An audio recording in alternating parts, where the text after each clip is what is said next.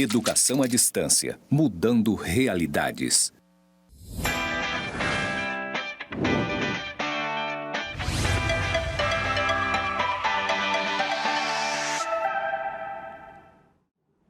Olá, tudo bem? Eu sou a professora Fernanda Amaral e essa é a disciplina de Introdução à Contabilidade do curso de Tecnologia em Gestão Comercial EAD. Nós estamos aqui no estúdio de gravação do IFRO Campus Porto Velho, Zona Norte.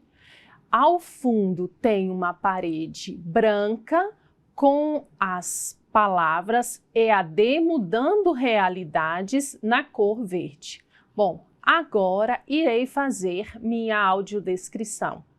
Eu sou uma pessoa morena, tenho cabelos encaracolados longos na altura do ombro, estou usando óculos, um blazer preto, uma camisa branca com bolinhas preta por dentro, uma calça preta. Bom, o sinal que me identifica na comunidade surda é esse. Bom, agora nós vamos iniciar os estudos da unidade temática 1. Então, na Webaula 1, nós vamos estudar sobre o quê? Sobre a base conceitual da contabilidade. Então, nós vamos estudar o quê? Alguns conceitos.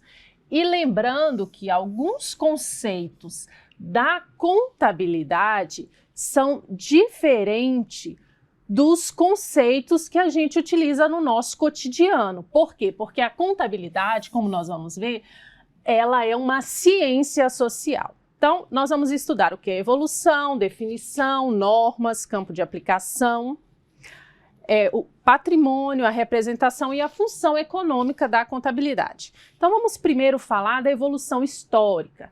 Quando surgiu a contabilidade? Então, a contabilidade, ela existe desde os primórdios da atividade comercial. Então, quando os homens começaram a comercializar o seu excedente de produção, já iniciou-se a contabilidade de uma forma rudimentar, mas já existia. Então, naquela época, como que os agricultores faziam? Os agricultores grafavam em placas, com a ajuda de estiletes, os resultados obtidos nas colheitas, tá?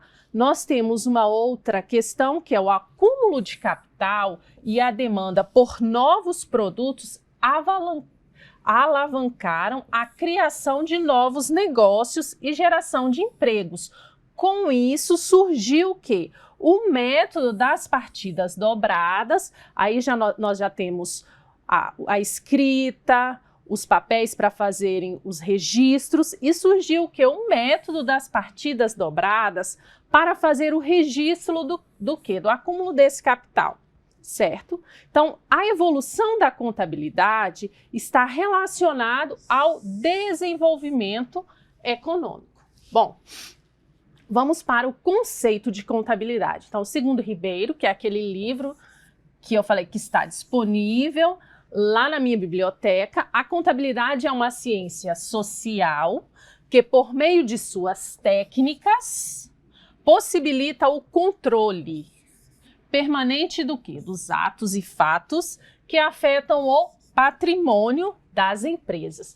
Então, o que acontece? Muitas vezes a gente fala assim, vê o nosso vizinho e diz assim, nossa, o meu vizinho tem um belo patrimônio. Esse conceito de patrimônio é da nossa linguagem do cotidiano. Já na contabilidade, o patrimônio é um outro conceito e é o que nós vamos estudar aqui. Vamos lá. Bom, nós temos algumas normas que fundamentam esses conceitos, essa base conceitual. Quais são elas? A Lei 6.404, que é a Lei da Sociedade por Ações. Nós temos aqui a Lei 11.638, os pronunciamentos contábeis. Nós temos também a Lei 12.837, que trata da questão dos efeitos tributários. Nós temos o Código Civil, que traz questões relacionadas ao sistema de contabilidade para as empresas brasileiras, e nós temos também as normas brasileiras de contabilidade que orientam como devem ser escriturados os atos e fatos administrativos das organizações.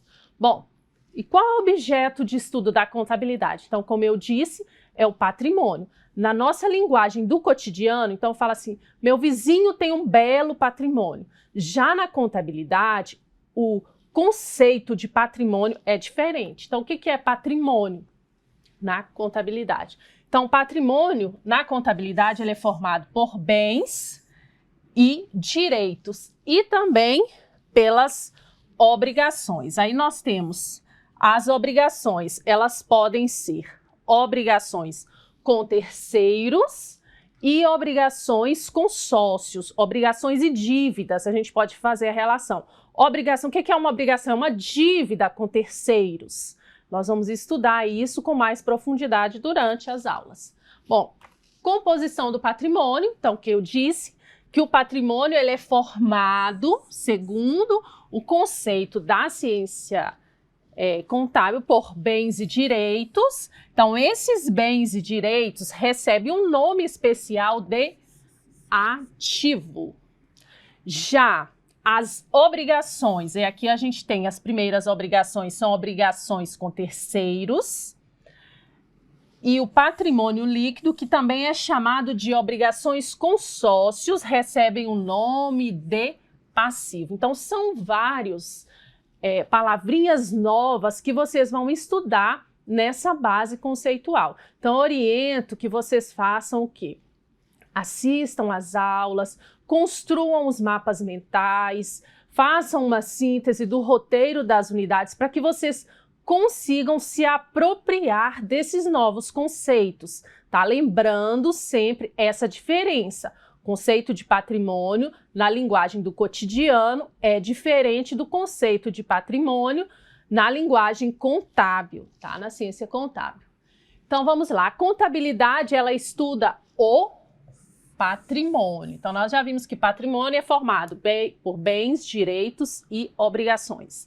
Nos seus aspectos quantitativos, quando eu falo quantitativos, nós estamos relacionando em valores, em reais, e qualitativos, relacionado ao tipo, a qualidade desse patrimônio.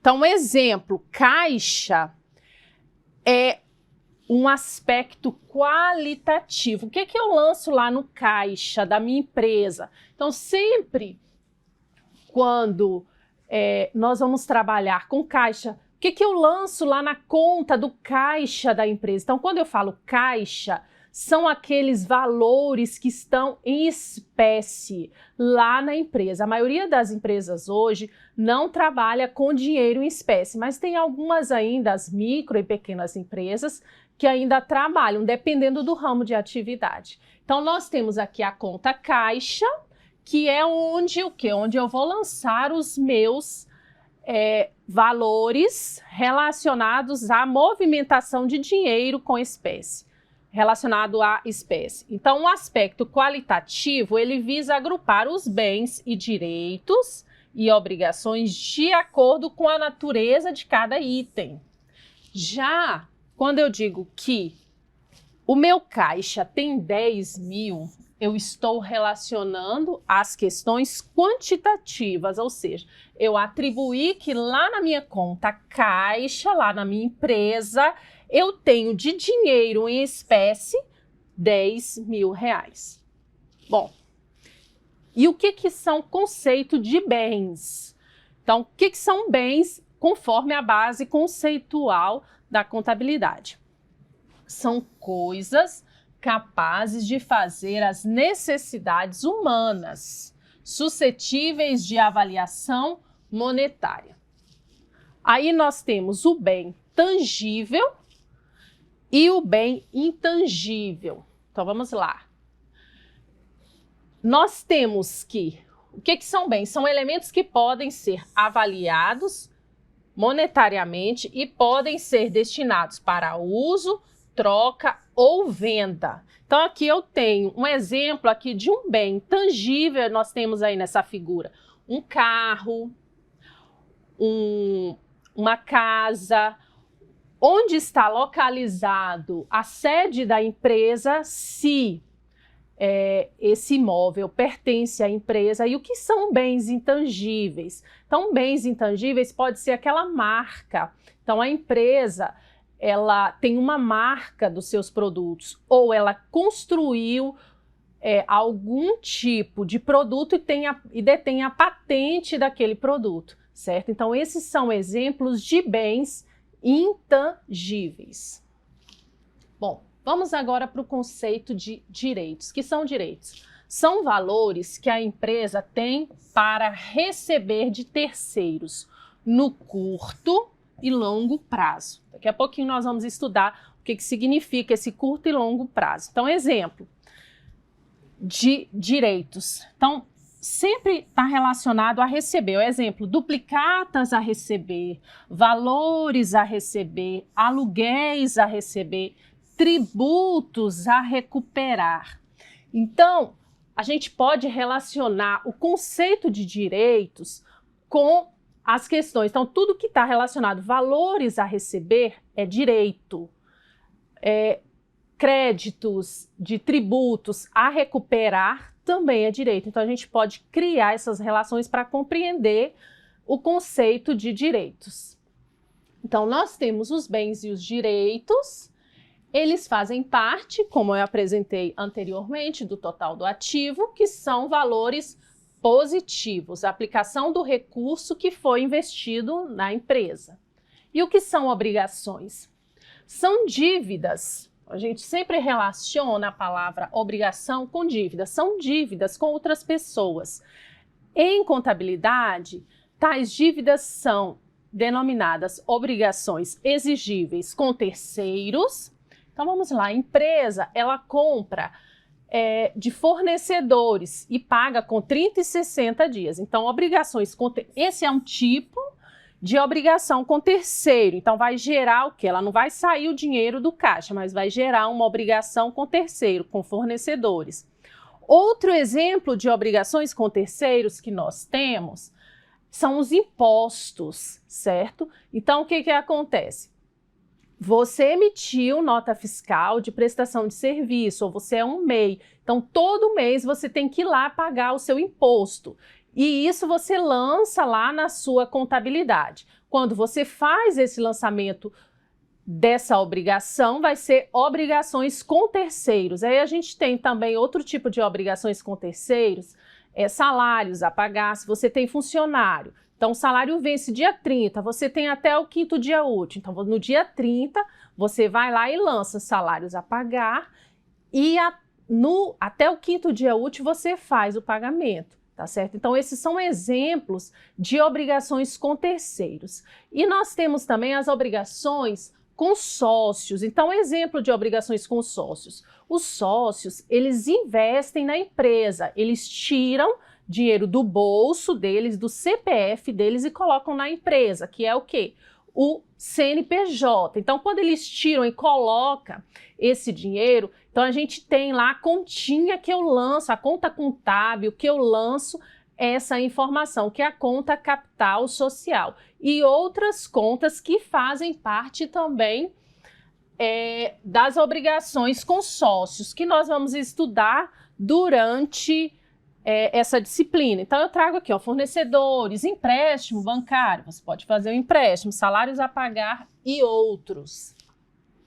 Então, aqui alguns tipos de bens que eu trouxe para vocês. Então, aqui bens, dinheiro, mercadorias em estoque, veículos, imóveis, máquinas, ferramentas, marcas e patentes. E direitos eu tenho o quê? Depósitos em conta corrente, duplicatas a receber, títulos a receber, aluguéis a receber. Já obrigações com terceiros, observem que a maioria tem assim, a pagar, empréstimos a pagar, salários a pagar, fornecedores ou duplicatas a pagar, financiamentos, impostos a pagar, encargos sociais a pagar, tá? Ou tem algumas contas que aparecem assim, encargos sociais a recolher, impostos a recolher, há aluguéis a pagar, títulos a pagar e contas a pagar, que são uns exemplos de bens e direitos que podem existir em uma empresa. Agora nós vamos para o que é o patrimônio líquido. Então, nós estudamos que o patrimônio é formado por bens, direitos e obrigações. Aí agora nós vamos estudar o que é o patrimônio líquido. O que é o patrimônio líquido? É a representação dos resultados líquidos da entidade e também chamado de capital próprio.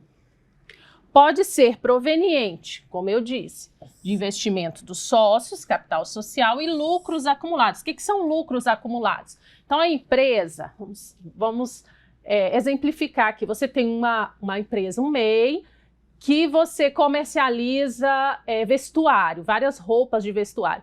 Então, nós temos, o que são lucros acumulados? Então, durante o ano, você vendeu várias mercadorias que gerou receita, então receita de vendas, menos os custos, menos as despesas, aí você vai chegar no lucro do período. Então, esse lucro do período, depois que você faz todo o processo de apuração, se você não distribui aos sócios, você deixa lá na conta lucros acumulados, tá bom? Nós vamos estudar com mais detalhes nas próximas unidades. Então, já parou para olhar aquela empresa grandiosa ou aquele amigo com casa e carros novos e deduziu que o amigo e o empresário fossem ricos? Então, isso aqui é muito interessante a gente ver, o meu vizinho tem uma casa, o meu vizinho tem um carro, mas você não conhece o quê? As dívidas dele. Para você identificar o quê? O patrimônio líquido. Quanto realmente de patrimônio líquido que ele tem? Às vezes aquele apartamento é financiado pela Caixa, aquele carro é financiado por algum banco, alguma financeira. Então, na realidade, você só visualiza o patrimônio daquela pessoa, daquela empresa. Mas o patrimônio líquido você consegue só visualizar quando você faz o quê? Você faz a leitura dos demonstrativos contábeis, onde você tem todas as informações das contas que compõem o patrimônio, aí você consegue chegar no patrimônio líquido. Bom, e como que a gente apura o patrimônio líquido? Através da equação patrimonial. Como que a gente faz isso, professor? Então, demonstra que o total do ativo é igual ao total do passivo. Então, como nós sabemos que o patrimônio ele é formado por bens mais direitos menos obrigação. Então, o patrimônio líquido é a diferença entre os elementos positivos e os elementos negativos. Como que a senhora exemplifica isso? Então, como que eu calculo o patrimônio líquido? O patrimônio líquido é formado por capital social, por reservas de lucros, por lucros acumulados. Então, patrimônio líquido, olha aqui como que eu faço. Uma equação bem simples, matemática. Então, o patrimônio líquido é igual, vou pegar ativo, bens mais direitos, menos o passivo, que são minhas obrigações com terceiros, e encontro o meu patrimônio líquido. Bom, agora vamos para o campo de aplicação da contabilidade. Então, onde eu aplico a contabilidade? A azienda. O que é a azienda, professora? A azienda é o patrimônio, que é formado por bens, direitos e obrigações, mais gestão, mais alguém, uma pessoa gerindo este patrimônio. Então, a azienda é uma entidade com sem fins lucrativos. Então, o campo de aplicação da contabilidade não são somente empresas que têm por objetivo que é o lucro, certo? Então, nós temos templos religiosos, tem que fazer sua contabilidade, tá? E é importante ter essa questão do controle desses atos e fatos. Bom, agora nós vamos ver como que a gente vai calcular o patrimônio líquido, como que a gente faz. Então, eu trago aqui um exemplo para a gente calcular. Então, o patrimônio líquido, ele é formado por bens. O patrimônio é formado por bens e direitos e obrigações, e a gente vai calcular o patrimônio líquido. Como que eu faço? Então, olha só, Os bens e os direitos compõem um ativo. O total do ativo dessa empresa fictícia aqui que eu trouxe para vocês, para fins didáticos, é 4.845. E eu tenho que, então vamos lá, patrimônio líquido é igual, como que eu calculo? Então vou pegar o total do ativo, 4.845, menos o quê? O montante das minhas obrigações com terceiros, que é 1.620, que vai me dar quanto? Então, se eu pegar 4.845 menos 1.620, vai me dar um patrimônio líquido de 3.225. Aí a gente consegue apurar o patrimônio líquido. Ah, professora, eu não entendi. Então, vocês vão voltar um pouquinho, façam um print aí dessa tela e refaçam os cálculos para ver como que a gente calcula o patrimônio líquido. Bom, agora eu vou identificar o total do passivo mais PL. Então, eu vou somar 1.620 mais 3.225, que vai me dar 4.845. Vocês observem aqui que o total do ativo tem que ser igual ao total do passivo mais o PL. Isso é uma regra em contabilidade, tá bom? Até porque nós utilizamos o método das partidas dobradas. Daqui a pouco a gente vai chegar lá para vocês compreenderem melhor.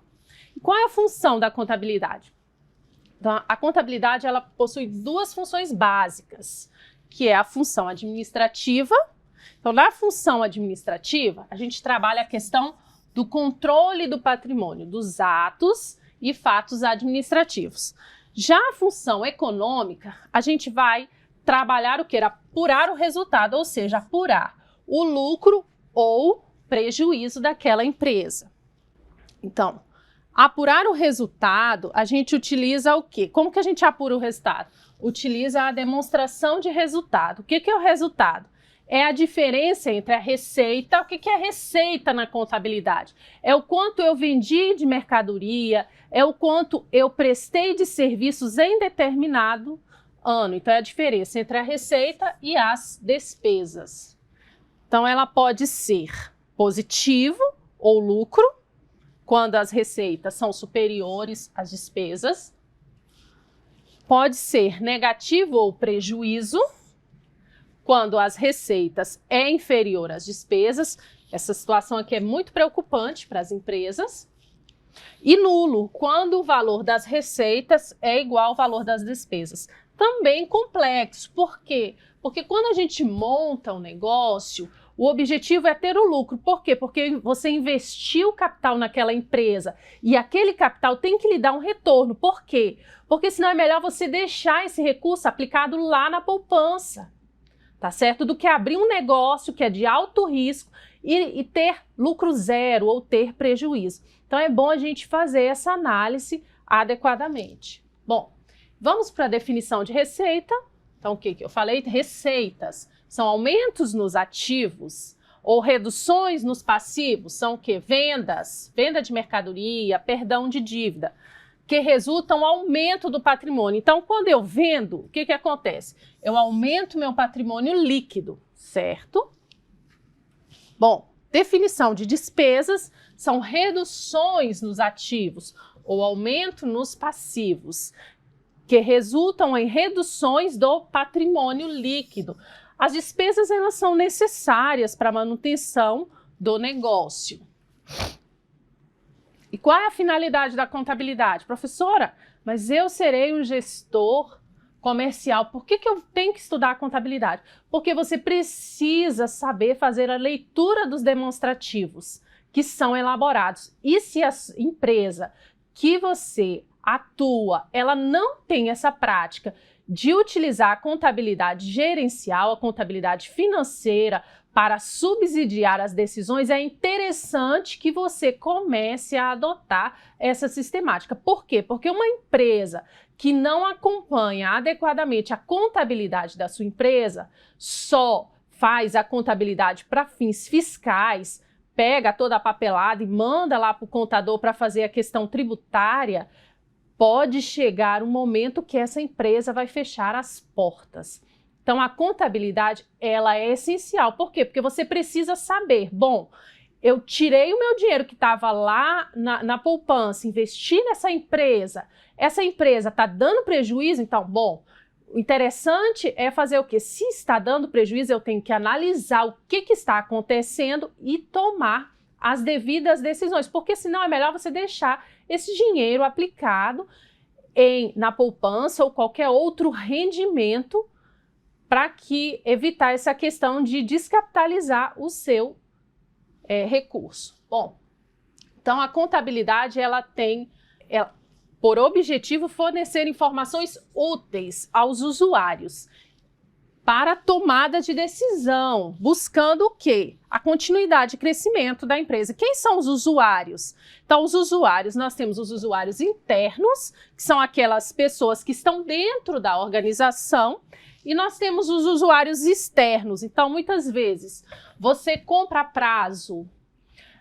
O que acontece? Os usuários externos, eles querem saber como é que está a sua situação financeira, econômica, e para isso eles solicitam os demonstrativos banco, por exemplo, fornecedores, tá bom? Então vamos aqui. Então nós temos a Hacienda, que é o objeto de estudo da contabilidade, e quem utiliza as informações contábeis são os funcionários, os proprietários, os sócios, os gerentes, são aqueles usuários que estão dentro da organização, e quem utiliza essas informações contábeis, né? Hoje com o SPID fiscal. Então, nós temos o governo, essas informações, as empresas. Tem algumas empresas que encaminham essas informações em livros digitais para o governo. Ele tem acesso, os clientes, os fornecedores utilizam as informações, os concorrentes, os bancos, os investidores. Então, esses usuários que estão fora da Hacienda aqui são os usuários externos. E quais são as técnicas contábeis que nós utilizamos para escriturar os atos e fatos administrativos? Então, nós temos a escrituração, que é o que nós vamos estudar, que é o registro. O que é a escrituração? O registro desses atos e fatos contábeis que alteram ou poderão alterar o patrimônio da entidade. Aí nós temos as demonstrações contábeis, tá? Que a gente faz essa escrituração e essa demonstração contábil, ela traz o quê? Ela traz a síntese da movimentação daquelas contas contábeis daquela empresa. Nós vamos estudar com mais propriedade lá na unidade 4. A gente tem a análise das demonstrações contábeis, que é feita aí pelos usuários externos e também pelos usuários internos, para ver como que está a situação econômica e financeira da empresa e o que pode ser mudado para melhorar essa situação. E nós temos a auditoria, que é a parte que cuida da verificação se os atos e fatos contábeis registrados obedeceram às normativas vigentes sobre contabilidade. Bom, agora nós vamos falar sobre os regimes contábeis. Então, a gente tem alguns regimes que a gente pode utilizar para escriturar os atos e fatos administrativos. A gente tem o regime de caixa, tá? Que o registro é realizado somente no momento do pagamento e recebimento da importância de determinado fato contábil. E nós temos o regime de competência. Nesse regime de competência, determina que a receita e as despesas, elas devem ser incluídas na apuração do resultado do período em que ocorram, independente do recebimento ou pagamento. E nós temos o regime misto, que consiste em utilizar o regime de caixa para as receitas e o regime de competência para as despesas. Essa questão aqui tem muito a ver com as empresas na questão de tributação. Então, esses regimes você analisa bem na questão de tributação. Se for, por exemplo, lucro presumido, aí tem algumas questões que ela pode utilizar esse regime misto. Mas quando a gente vai gerar informações para tomada de decisão, é conveniente que a contabilidade utilize o regime de competência. O que significa isso? Então, você tem uma lojinha, você vendeu as suas mercadorias lá, o que acontece? Você vendeu a prazo. Tem muita gente hoje em dia que vende a prazo, no carnezinho, certo? Quando você lança essa receita, mas você emitiu o quê? Emitiu a nota fiscal.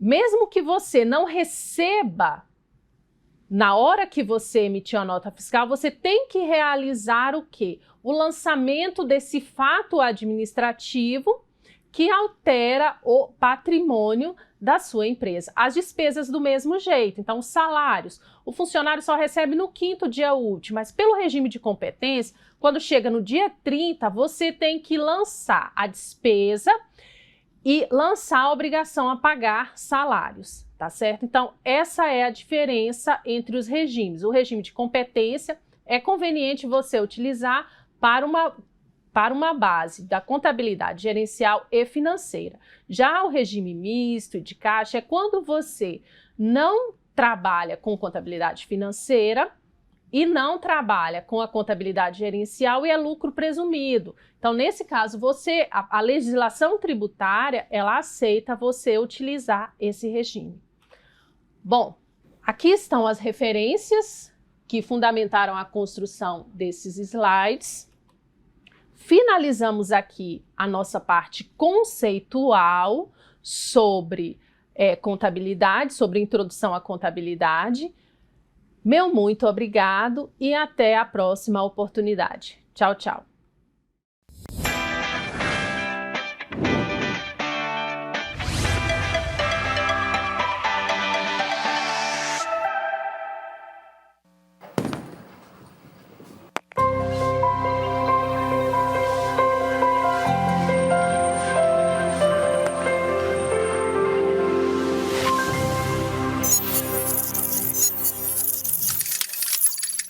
Educação à distância, mudando realidades.